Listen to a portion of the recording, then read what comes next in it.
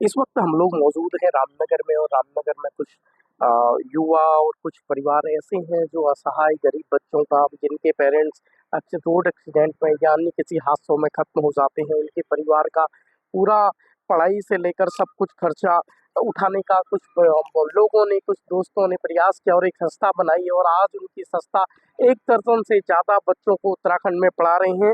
और हम मिलाते हैं ऐसे लोगों से। आपको ईटीवी भारत में स्वागत है आपका। कहाँ से लगा कि इस तरीके से कार्य करना चाहिए? जो असहाय बच्चे हैं उनको आप लोग पढ़ा रहे हैं। कितने बच्चे? 1 दर्जन बोलना।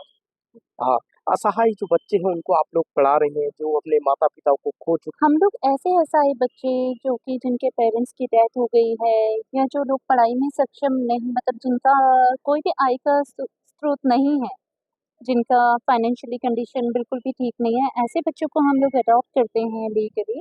और उनके पढ़ाई ही नहीं बल्कि हम लोग उनके, अगर हमें लगता है कि उनके घर पे भी कुछ भी उनको मदद की ज़रूरत है तो हम वो मदद भी उनको पहुँचाते हैं। तो इतना क्या पृष्ठभूमि रही है आपकी? कहाँ आप रहते हैं और अभी कहाँ मौजूद है? अभी मैं बैंगलोर में सेटल हूँ। मैं रोबोट बॉश में जॉब करती हूँ। मैं एसएपी कंसल्टेंट हूँ।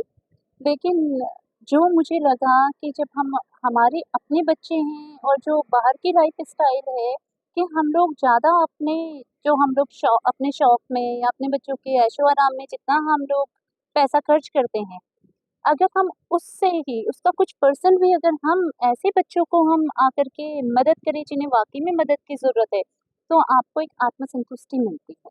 इतना वैसे पैतृक निवास कहाँ है आपका? मेरा पैतृक निवास रामनगर में है, जैसलमेर। अच्छा, पढ़ाई कहाँ से हुई आपकी? पढ़ाई मेरी यहीं पे ढिकुरी में डीडी शिवपाल से हुई है। कल्पना कहाँ से लगा कि इस तरीके की पहल करनी चाहिए? जो हादसों में आपने बताया कि जो हादसे में जो अपने माँ-बाप को खो देते हैं या अनाथ हो जाते हैं, अन्य बच्चों को पढ़ाना चाहिए। कहाँ से ज प्रेरणा जगी? जब भी हम जाते हैं और किसी बच्चे को देखते हैं जब ये एक्सीडेंट हो जाते हैं और उनके माँ-बाप नहीं रहते हैं, और जब हम लोग गए कभी एक दिन सर्वे के लिए, जस्ट एक नॉर्मल एक स्कूल में गए, तो एक वहाँ पे एक जो छोटा बच्चा दिखा जिसकी आँखों में एक तरस था, एक उसको लगा कि मेरी माँ नहीं है और मेरे पापा अपंग हैं और मेरी एजुकेशन रुक रही है, और उसके आँखों से ना उससे रोया जा रहा था, ना उससे बोला जा रहा था। जो हमने उसकी आँखों में वो दर्द देखा और जब हमने उसका मदद उसको अडॉप्ट करने के लिए सोचा और हमने आगे एक पहल करी, तो जो उसकी एक मुस्कुराहट आई और उससे जो एक संतुष्टि, आत्मसंतुष्टि मिली, तो हमें लगा नहीं, हमें ये कार्य करना चाहिए। और जब ये हमने बस हादसा जो मरचूला का हुआ और वहाँ पे जब बच्चों की पढ़ाई रुक गई और उनका सारा जब हमने देखा कि उनके घर की कंडीशन जाकर के हमने देखी कि उनके घर पे खाने के लिए भी पैसे नहीं हैं।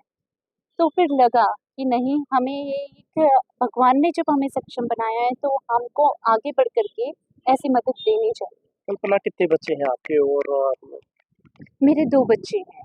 तो कहाँ पढ़ाई? इनके बैंगलोर में ही ये पढ़ते हैं और दोनों मेरे बेटे हैं और उनकी पढ़ाई सब कुछ बैंगलोर में है।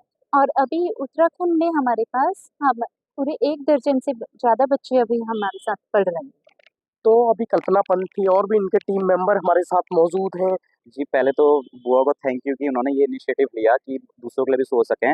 उनने हमको भी ये मौका दिया कि हम भी आगे आके सोसाइटी के लिए कुछ कर सकें, तो उनको पहले थैंक यू। और वही है कि जब हम दूसरों की हेल्प करते हैं, तो वहाँ से हमको भी एक सेल्फ सैटिस्फैक्शन फ़ील होता है, हैप्पीनेस फ़ील होती है कि हाँ, कि हम तो चलो ठीक है, हम खुद से नहीं कर पाए लेकिन बुआ ने हमें मौका दिया, तो हम भी ये कार्य कर पा रहे हैं और उन लोगों की मदद कर पा रहे हैं जो ज़रूरतमंद हैं।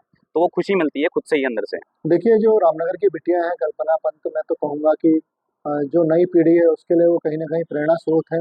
जिस तरह से उन्होंने कम उम्र में ही इस तरह से कोशिश की है, जो अनाथ बच्चे हैं उनको अच्छी एजुकेशन दिलाने की, अच्छी परवरिश दिलाने की और उनके प्रति चिंता दिखाई है और अपने साथियों को भी उस चिंता से जोड़ा है।